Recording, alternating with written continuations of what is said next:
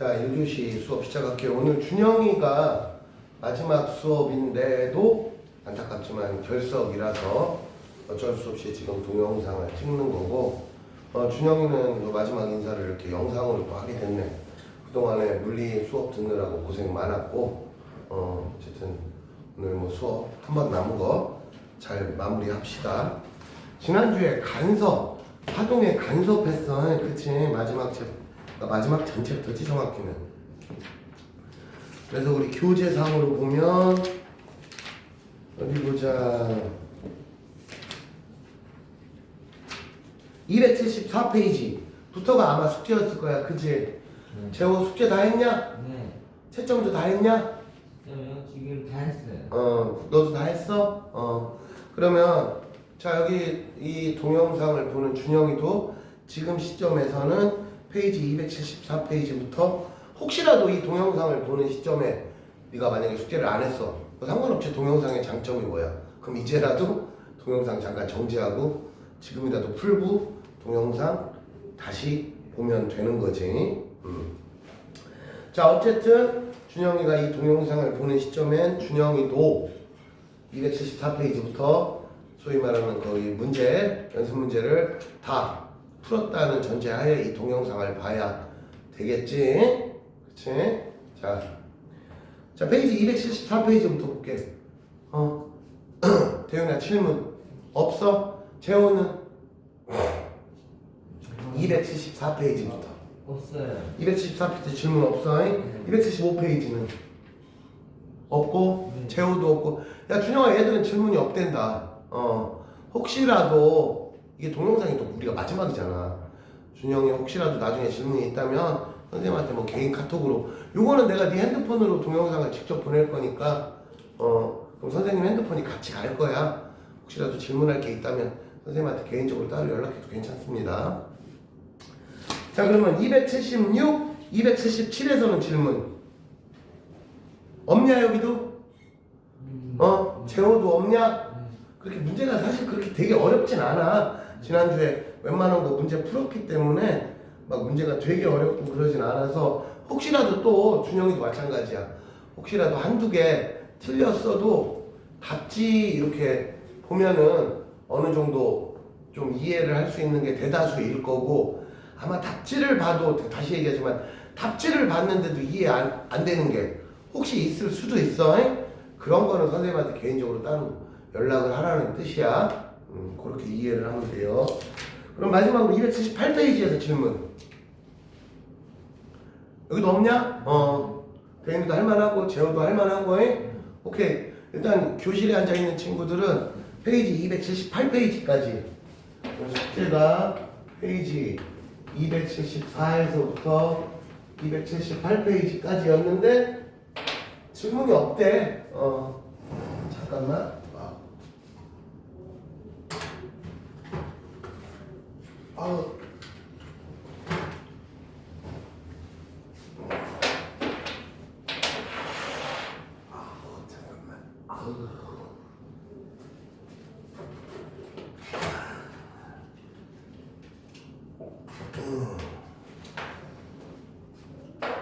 왜 우리가 갑자기 아프냐? 여기 일단 교실에 앉아있는 친구는 추가적인 질문이 없으므로, 그럼 간섭은 요 정도로 하고 넘어가겠습니다. 자, 그러면은 얘들아, 중단원 마무리 문제 281페이지, 여기는 숙제 안 했지? 여기도 했어? 여기도 숙제 했어? 채점 다 했어? 여기도? 채점 다 했어? 빨리 해. 지금 풀긴 했어? 풀긴 해. 좀 기다릴 테니까 얼른 채점해. 자, 마찬가지야. 준영이 너도 282페이지부터 285페이지까지, 282에서 이번에는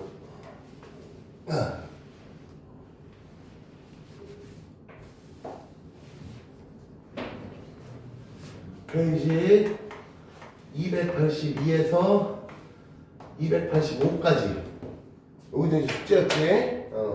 요거 좀 체크 좀 해볼게. 지금 재호가 채점하는 중이니까 조금만 기다려보자.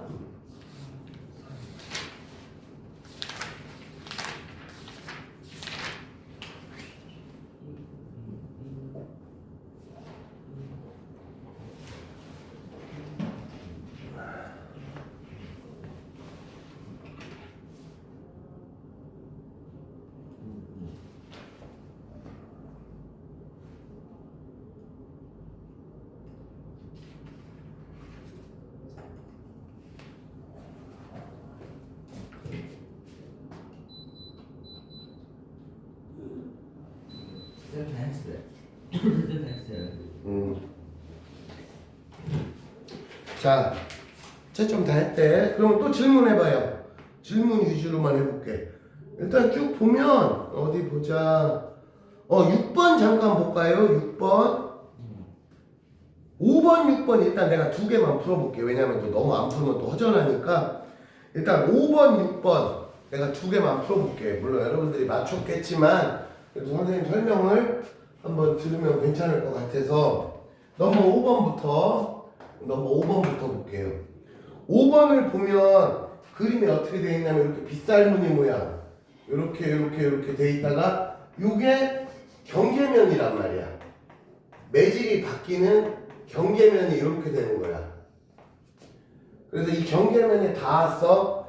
닿으면 어떻게 되느냐? 이 빗살무늬 모양이 어떻게 보니까 이거 왜 이래?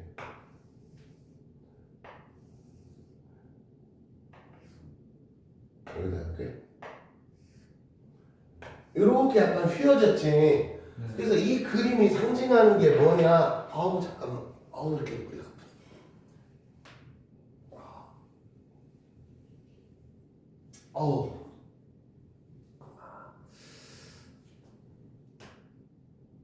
잠깐만. 너무 아프다.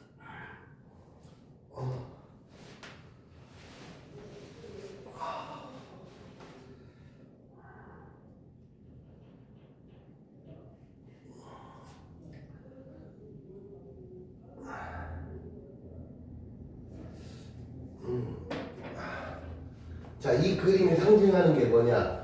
요 빗살무늬 하나가 파면을 뜻해. 그러면 이 선은 파동을 위에서 쳐다본 거라 그랬어. 그래서 이 그림을 굳이 그림을 그리면 얘가 어떻게 되냐면 이렇게. 그럼 이 선과 선 하나 사이의 길이가 뭘 뜻해? 그치, 파장을 뜻한다 그랬어. 선 하나와 선 하나 사이의 길이가 파장을 뜻한다 그랬어. 그럼 딱 눈으로 봐도 얘는 어떻게 되냐면 그럼 이 선의 수직인 게 이게 진행 방향이야. 한마디로 파동이 움직이는 방향이 저렇게 된다는 거지. 그치? 실제로 파동의 전달 방향이 이렇게 되고 그럼 얘가 이렇게 됐다가 어떻게 되냐면 위로 가면은 또 여기에 그렇지, 여기에 또 수직해야 되고 여기에 수직해야 되니까 이렇게 된 거지. 그럼 결과론적으로 사실은 이 선에 낚이지 말고 우리는 이렇게 이것만 보면 되는 거야. 그럼 여기가 경계면이야. 그치? 그리고 여기에다가 항상 소위 말하는 입사각, 굴절각을 따지려면은 언제나 자, 이게 경계면이니까 이 선이 뭐가 되는 거야? 이게 법선이 되는 거지. 그치? 그럼 이 법선 기준이니까 요 각도가 입사각이고 요 각도가 굴절각이 되겠다. 그치? 그 다음에 얘는 진행 방향을 보면 원래 요렇게 갔으면 이게 직진하는 거야. 그럼 요 면을 기준으로 결과론적으로는 위로 꺾인 거지. 파동은 어느 쪽으로 굴절한다? 속도가 느린 매질 쪽으로 굴절한다. 그럼 편의상 이 그림에서 밑에가 예를 들면 1번 매질이고 위에가 2번 매질이었다고 치면 2번 매질이 느린 쪽이다 라는 걸 알 수 있다. 그 다음에 진동수 불변의 원리에 의해서 일단 기본적으로 파동이 굴절의 원인은 뭐라 그랬어? 속도가 바뀌어. 그치, 속도차야. 속도차. 그러니까 보통은 매질이 바뀌면 속도가 변해. 근데 정확히는 매질이 변해서 라고 하면 조금 부족한 대답이 되는 거야. 속도차가. 그러니까 왜냐하면 밑에 이제 신기루 얘기가 나오지만 같은 매질에서도 굴절이 생기거든. 그러면 매질이 안 변했는데도 굴절이 생기잖아. 그러니까 매질이 변하면 굴절이 생긴다라는 거는 틀린 표현은 아니지만 조금 부족한 대답이라는 거지. 그러니까 굴절의 원인이 뭐냐라고 여러분들한테 물어본다면 여러분들은 속도차라고 대답하는 게 맞는 거다. 자, 그래서 이렇게 됐고, 그리고 파장이 짧아졌지. 진동수 불변의 원리에 의해서 속도가 왜 변하느냐? 진동수는 변하지 않아. 그러면은 속력은 진동수 곱하기 파장인데, 진동수가 그대로야. 그럼 결론은 속력이 변했다는 건 뭐가 변한 거야? 파장이 변한 거지. 그리고 눈으로 봐도 얘가 파장이 짧아졌잖아. 그러니까 지금 상황은 여기서 이쪽으로 진행하면은 속력이 빠른 매질에서 속력이 느린 매질로 이동한 상황에 해당되는 거지. 그치?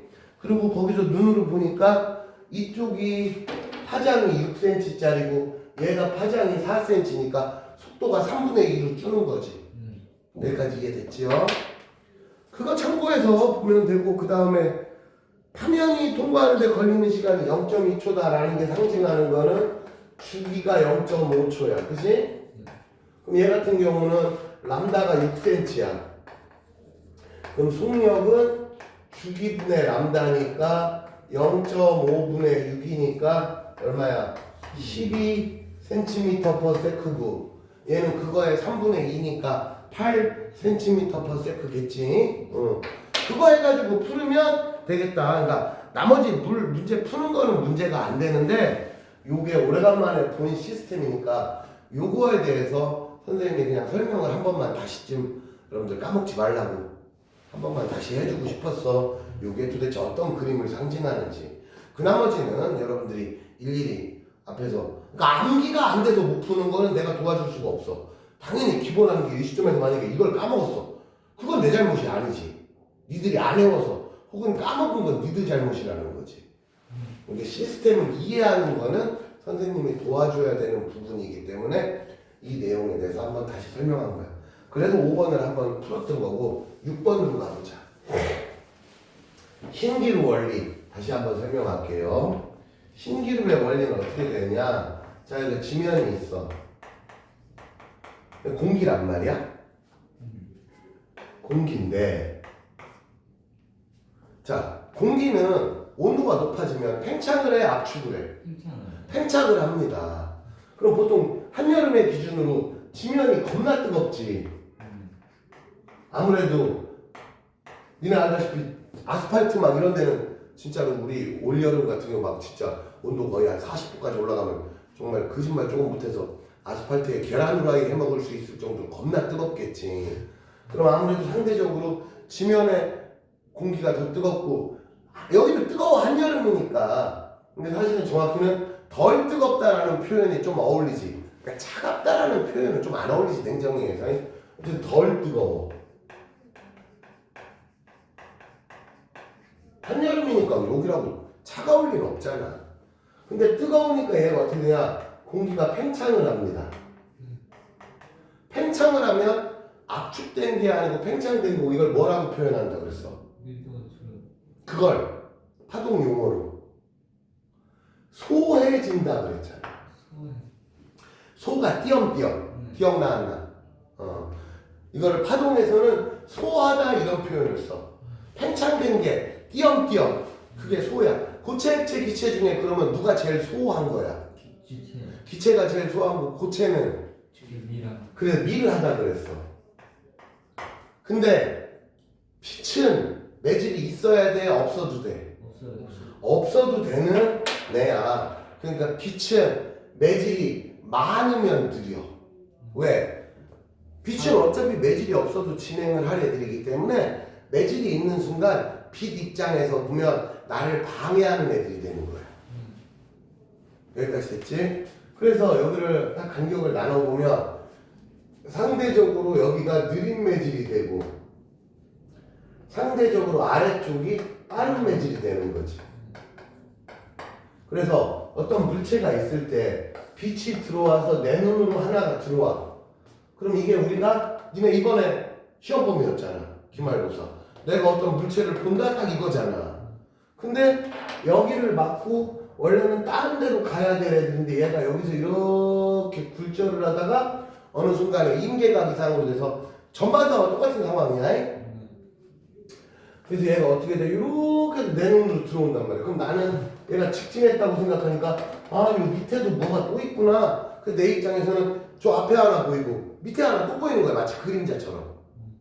바닥에 뭐 하나 더 있는 거지. 이게 신기루 원리야. 그래서 신기루 원리도 굴절에 의한 기본 현상이다. 이제 그런 얘기고. 그럼 보기 볼게 6번. 공기층의 밀도차 때문에 빛이 굴절이라 나타난다. 방금 연태 얘기했잖아. 그럼 기억 맞는 말. 빛의 속력은 더운 공기가 빠르게. 찬 공기에서보다 빠르다 그랬지.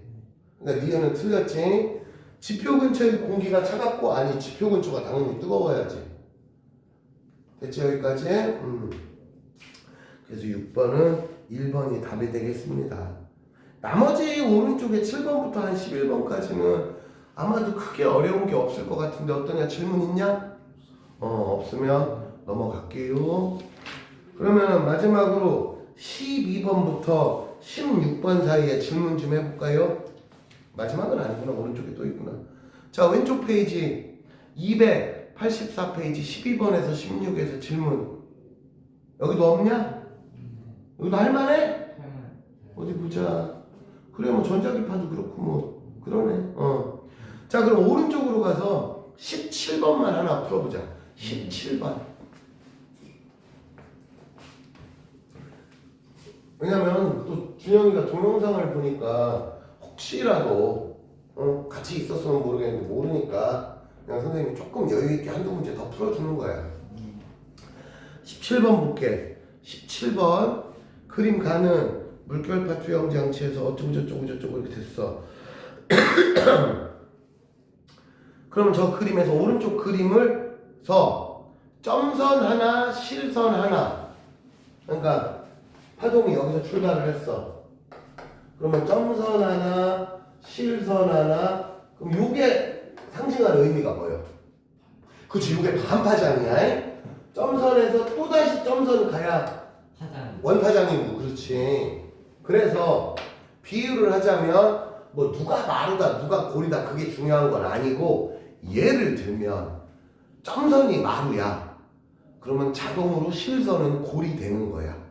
그래서 오른쪽 나 그림에서 A, B, C 걔네들이 각각 만나는 거 보면 결론은 점선과 점선 혹은 실선과 실선, 한마디로 똑같은 애들이 만나면 이걸 우리는 보강 간섭이라고 부를 테고, 그 다음에 점선과 실선이 만나면 상세 간섭이다.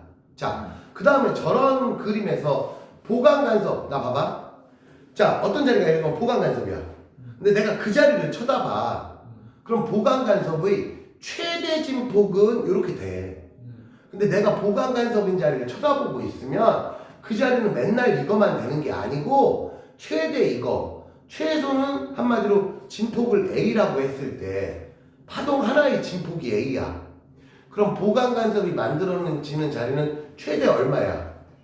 2A. 최소 마이너스 2A. 그래서 보강 간섭이 만들어지는 자리는 최대 2A와 최소 마이너스 2A 사이로 계속 왔다 갔다 해. 그러니까 보강 간섭이 만들어지는 자리도 어느 순간에는 순간적으로는 0이 되는 위치도 있다는 거야. 그래서 내가 보강 간섭 되는 자리를 쳐다보고 있어. 그럼 그 자리는 계속 위아래로 꿀렁꿀렁 움직이고 있다고. 그러니까 보강 간섭이라고 해서 보강 간섭 되는 자리라고 해서 맨날 2A만을 뜻하는 건 아니라는 거지. 됐지 여기까지? 자, 반면에 상세 간섭 되는 자리는 시종일관 값이 0이야. 그래서 이걸 겉에서 보면 어떻게 보이냐? 그냥 잔잔하게 보여.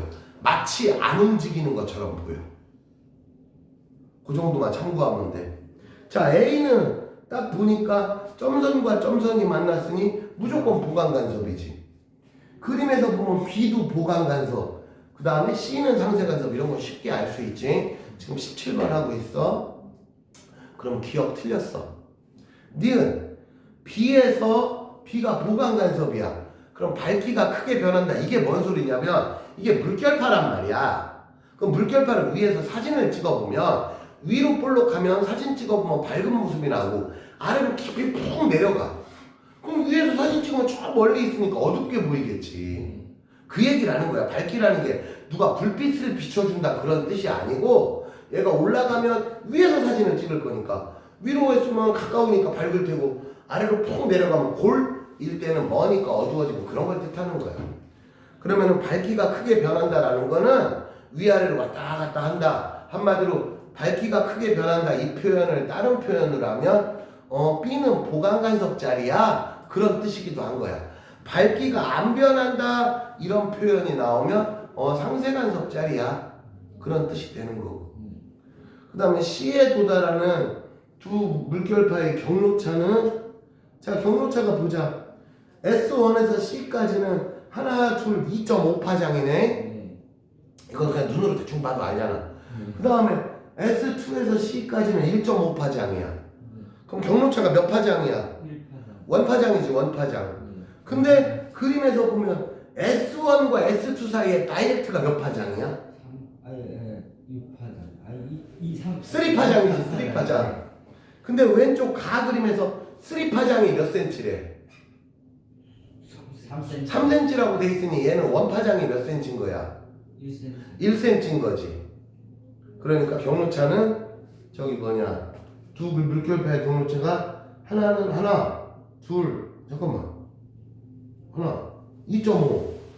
얘는 두 파장, 0.5파장이구나 경로차가. 네. 야, 시점에서 경로차가 0.5파장이야. 네. 근데 원파장이 1cm라고 했으니 경로차는 0.5cm다가 되는 거지. 됐지, 여기까지. 18번 안 해도 되고, 오른쪽에 뭐 주관식은 뭐 내용이 별로 그렇게 어렵진 않으므로 여러분들이 충분히 혼자서 마무리하는 걸로 가능한 걸로 보겠습니다. 자, 이렇게 해서 간섭까지 다 끝났어. 그럼 마지막으로 이제 빛과물질의 이중성 마지막 챕터 하나 남았습니다. 자, 이렇게 해서 간섭까지 다 끝냈습니다. 수능 10점 문제, 니들이 당장 수능 볼 애들 아니니까 넘어가고요. 그럼 우리는 어디로 가느냐? 페이지 294페이지. 자, 여기 광전효과는 내용이 아주 어렵진 않은데 여러분들 입장에서 보면 어떻게 보면 태어나서 처음 들어보는 내용들일 거야, 아마. 중학교 때 전혀 나오는 내용들이 아니기 때문에 뭐 빛의 불절 막 이런 거는 그래도 중학교 때 한 번씩은 배우잖아. 대신에 우리가 물리 1에서 배운 내용이 아무래도 내용이 좀 더 어렵긴 하지. 근데 중학교 때 조금은 비슷한 게 나온단 말이야. 근데 여기 광전효과는 그냥 말 그대로 여러분들이 태어나서 처음 보는 내용들이야. 자, 그래서 지금부터 한 5분 정도 시간을 줄 테니까요. 페이지 294. 자, 준영이도 페이지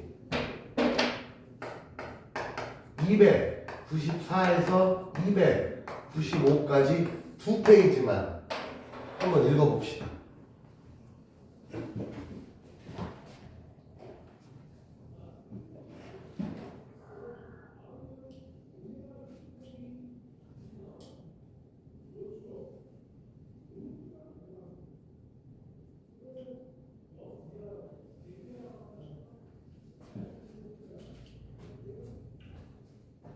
내용이 조금 어려워. 그러니까 너무 스트레스 받지만 어차피 선생님이 설명해주면 이해가 될 거야. 그러니까 이해가 안 돼도 좋으니까 일단은 대충 읽지 말고 좀 천천히 꼼꼼하게만 한 번만 읽어봐.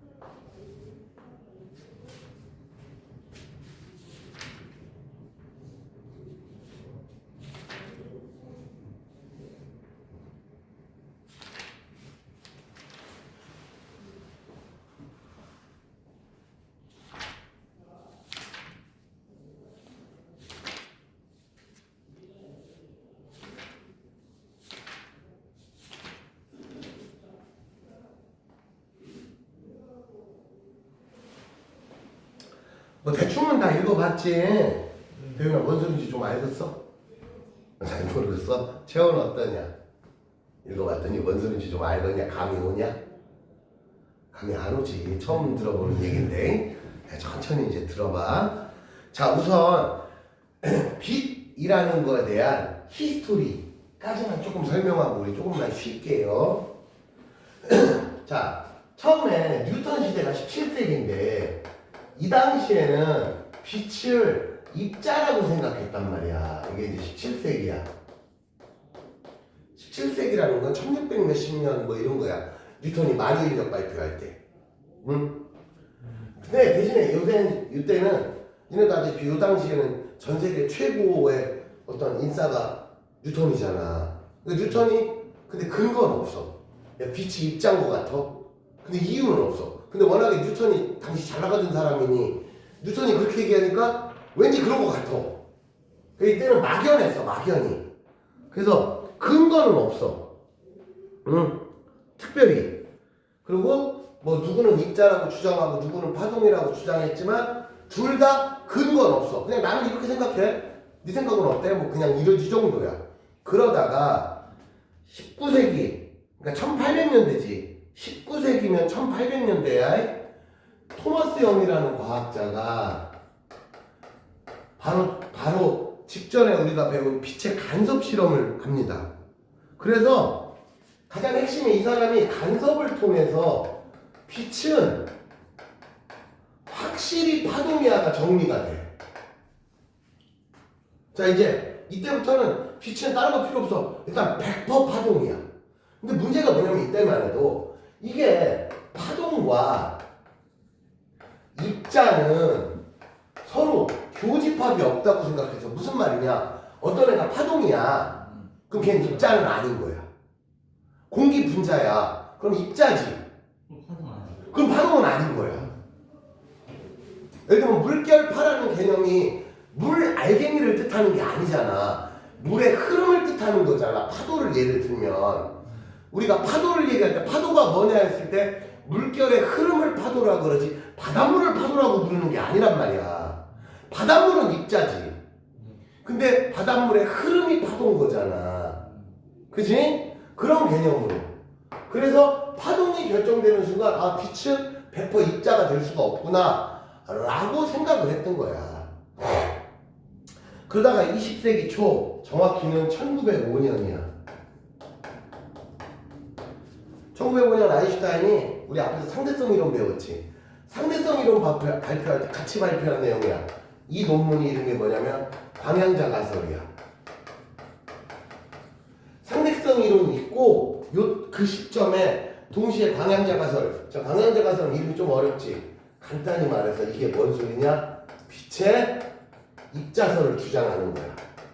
자, 이게 이제 얼마나 당시에는 좀 약간 쇼킹했냐면은 이미 빛은 파동이라는 게 결정이 됐고 그럼 빛이 입자가 될 수 없어가 여기서 이미 결정이 된 거야. 근데 이제 와서 빛이 또 입자래. 그러면서 그냥 막연히 주장만 하면 안 되지. 막연히 주장만 하면 미친놈이지. 그래서 아인슈타인이 근거를 대는 거야. 그게 바로 거기 이제부터 우리가 배울 그 빛의 입자설의 가장 대표적인 근거가 뭐냐? 광전 효과다. 자, 그럼 광전 효과가 뭐냐? 바로 금속에는 여러분도 알다시피 자유전자가 많이 있잖아. 금속에다가 어떤 특정한 빛을 줘.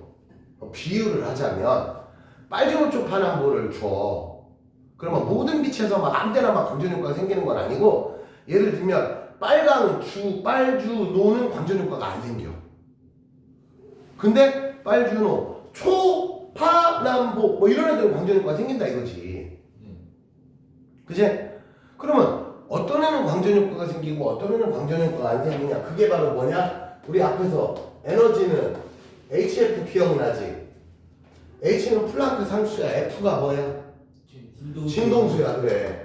그러면 진동수가 큰 빛이 에너지가 많은 빛이다. 얘들아, 내가 여러분들 같은 가시광선이라도 빨주노 초파남보 중에 누가 에너지 많은 거라 그랬어?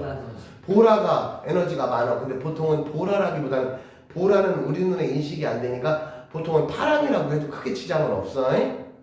보라가 맞긴 맞는데 보라는 간단히 말하면 눈에 잘 안 보이니까 눈에 잘 보이는 파랑을 대표 색깔로 얘기를 해. 그래서 빨강이 한마디로 가시광선끼리는 가시광선 안에서는 빨강이 에너지가 적은 애, 파랑이 에너지가 많은 애 보통 이렇게 표현을 해.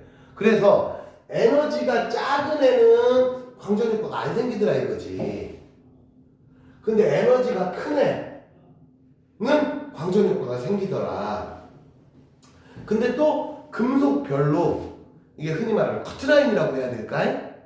한마디로 누구는 빨강에서도 광전 효과가 생겨. 근데 금속의 종류별로 나는 그거보다 좀 더 진동수가 커야 광전 효과가 생겨. 금속의 종류별로 또 똑같은 광전 효과가 생기는 게 아니고 금속별로 커트라인은 조금씩 다르더라.